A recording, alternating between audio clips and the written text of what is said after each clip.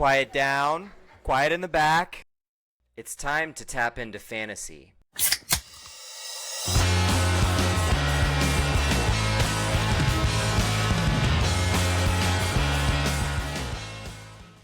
Welcome to Tap Into Fantasy, the podcast with a professional fantasy mind and an amateur beer palate. I'm Lance Gandy. You can find me on X at LG_fantasy. Let's raise a glass, mug, clay pot, or whatever weird thing you're drinking out of. May the best drafts of your past be the worst of your future. Let's tap in. Please do me and the podcast a huge favor and rate and review it on whatever platform you're listening. It helps the podcast find new ears, and that can help me bring you more shoddy beer reviews. Okay. It's time for the opening draft, where I open a beer I usually haven't tried and sit throughout the episode. If there's a beer you're just dying for me to review on the show, just email me at tapintofantasy@gmail.com. The best explanations will be chosen, and I'll give you a little shout out on the show. Then I'll rank each one on the Big Beer board on the website. All right, last episode, I tried the Hop and Sting Christmas Cookie Ale. It was the fifth beer I've tried, and I ranked it fifth on the basis that they swindled me with the word cookie in their name. I gave it a poor score of Christmas Game Disappointment Ale. If you like to pair your disappointment in your team on Christmas Day with the disappointment of 1% Cookie Ale, then this one's for you. Okay, I'll be your best friend if you could follow me on Untapped. The name is Tap Into Fantasy. If you want to follow all my beer shenanigans on the show, I want to follow yours too. Let's be friends. So this episode, I will be opening a Shipyard Pumpkinhead Ale. To be honest, I don't love the couple pumpkin beers I've tried, and by don't love, I mean actively disliked, so they got to step up their pumpkin game. Untapped calls this a pumpkin/yam beer, which honestly sounds truly hideous, and now I'm sad I picked this beer up. They have it rated at 3.62, which is the lowest of all the beers I've tried on the show, so we'll see if my weenie palate has a different experience. It's normal ABV at 4.5%. The last episode, I was disappointed in very little cookie in the Christmas Cookie Ale, but I'll kind of be disappointed in this one if there's a ton of pumpkin taste. Just something about pumpkin and beer. So this is what the brewery says about this beer. A clean, crisp American wheat ale flavored with a unique blend of pumpkin spices. So it's a wheat beer. I do enjoy me some Hefes, so maybe that makes this at least drinkable. Okay, it's time.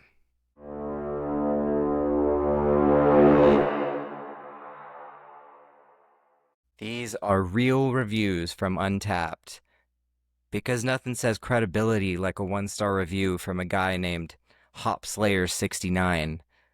Welcome to the Scrolls of the Booze Realm. Okay, the first review.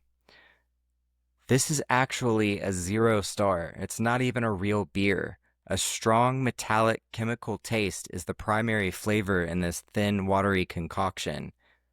Ah, yes, the classic 0-star review but still drank the whole thing experience. It sounds like his tasting notes include despair, rusted spoon, and the tears of disappointed hipsters.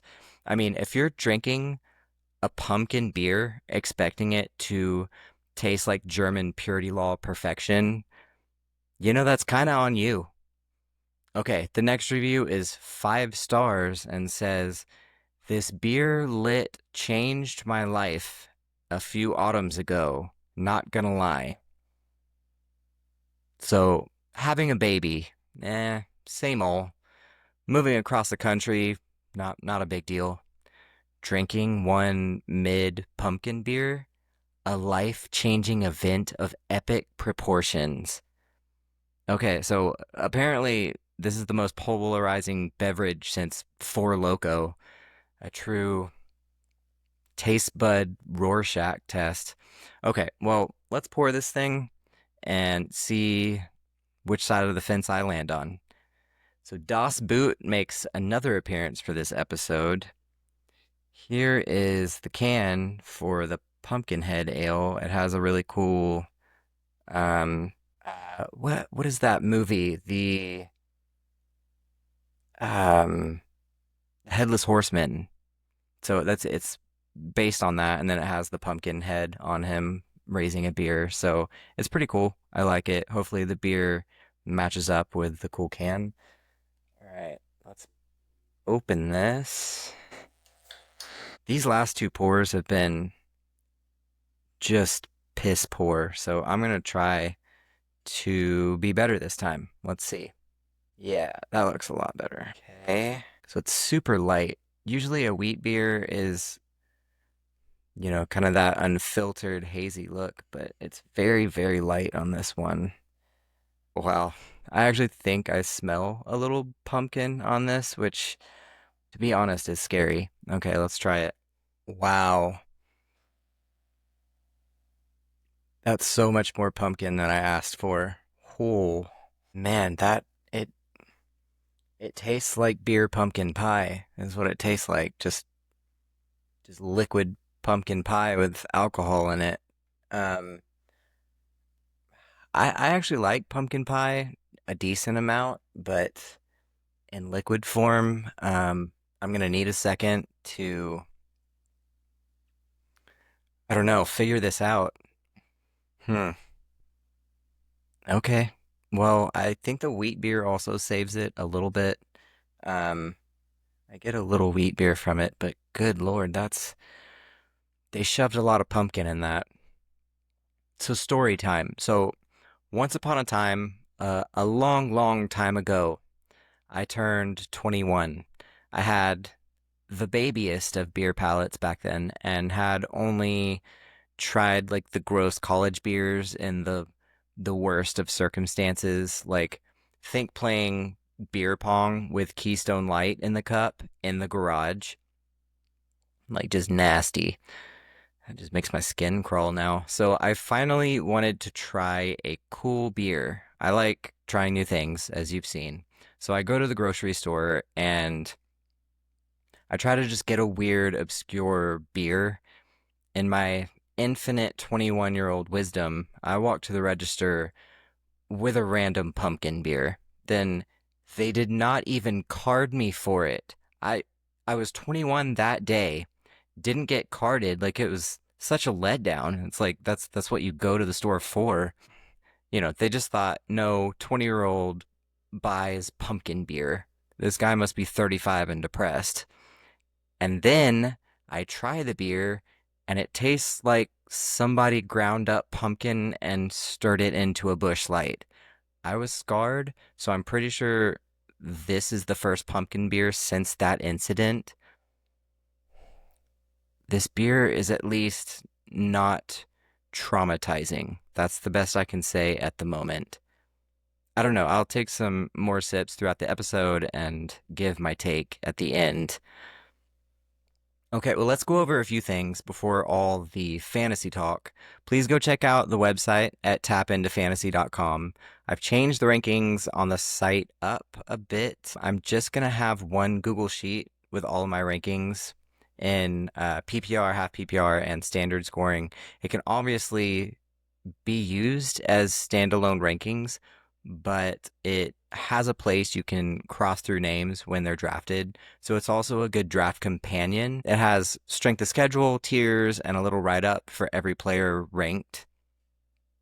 At the moment, I just have PPR on there, but I'm working on getting half and standard on there also. So you can just kind of push a little drop down button to do half and standard. Um, so you can use PPR rankings alongside like a DraftKings best ball draft or the half PPR on Underdog. I want to let you know that this episode is powered by Dubby Energy. I've been using W for a few months now when I need that little boost in the afternoon or I need a pick me up for a best ball draft. It's clean energy, so you feel good about drinking it too. Use promo code TAP into Fantasy for 10% off at checkout. Happy pours, happy scores. Okay, so let's get into our main topic this episode, the best picks in best ball in the late rounds, 17 through 20. I'll regretfully get some more pumpkin in my life before I dive in. Okay, so DraftKings is the best ball platform that has 20 round drafts for best ball. Underdog only goes to 18, but you can use these picks on any platform in the late rounds to get some just high upside dart throws. Like there's also FFPC. That one's actually 28 rounds, but has kickers and defense, and you start two flexes, so just a different lineup setting. Drafters Fantasy is very close to a DraftKings setup with 20 rounds and PPR scoring. So these picks will be relevant on every platform. Okay, in the 17th round of DraftKings ADP, I have a few players that are worth drafting. First one, Marshawn Lloyd, running back for the Packers, is one of the last higher end handcuffs in the draft. So he was injured about 625 times last year, so we barely saw him. But I think they want him to have a role this year, even with Jacobs healthy. So Jacobs had over 330 touches in 2024, so they'll want to keep him fresh this year for the playoffs. I don't think Lloyd would be usable really if Jacobs stays healthy, but he'd be a nice RB2 if Jacobs does miss some time. I mean, he's an athletic dude, 4.46 40 at his pro day, averaged 7.1 yards per carry in 2023 at USC. He came into the league at 5'9", 220 pounds, so he can definitely carry the load if they need him to. I think if Jacobs went down, it would be a timeshare, but I believe he'd lead the backfield in snaps. So a decent bet late in the draft if you need an RB with upside. Round 17 is where your roster starts to look like a Waffle House at 3 a.m. But Elijah Arroyo, he's the guy behind the counter still cooking. Arroyo is an athletic freak, and the Seahawks are so sure about him that they let Noah Fant walk. Look, the only other tight end that could legitimately see snaps is A.J. Barner. Here's what they say about him on his draft profile. Barner's role might be a little limited as a blocking wide tight end with below average pass catching traits, but he should earn playing time in the future. He ran a 4.84 at the combine. That's the only guy Arroyo is competing with, and that's not to mention that they'll be running a lot of two tight end sets anyway. Barner will be the blocking tight end, so Arroyo can run routes and score you fantasy points. Did I mention they have one of the easiest tight end schedules in the NFL this year?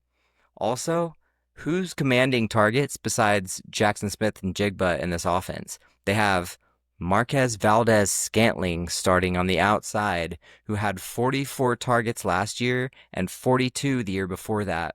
They're also rolling out the spirit of Cooper Kupp, like a cup of decaf. Like, what's stopping Arroyo? I guarantee his price moves up very quickly.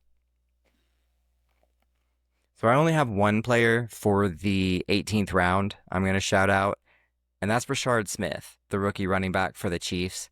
Look, he was taken in the 7th round of the draft, so he hasn't gotten too much hype yet. But what round was Isaiah Pacheco taken in? The 7th, and he started as a rookie. What round was Carson Steele taken in? No round, because he went undrafted and he still had a start as a rookie last year. The competition for Rashard Smith is Kareem 3.6 yards per carry Hunt and Elijah Mitchell, who hasn't had a carry since 2023 and has never been a pass catching back.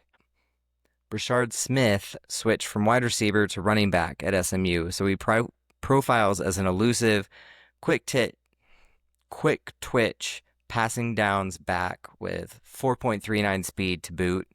He's probably never going to be a 3-down back as he's undersized at 196, but he could easily take over the passing game duties from Pacheco.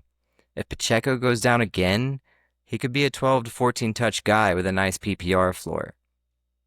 He's already getting buzz out of training camp, so grab him before he moves up 2 rounds. I'm parched.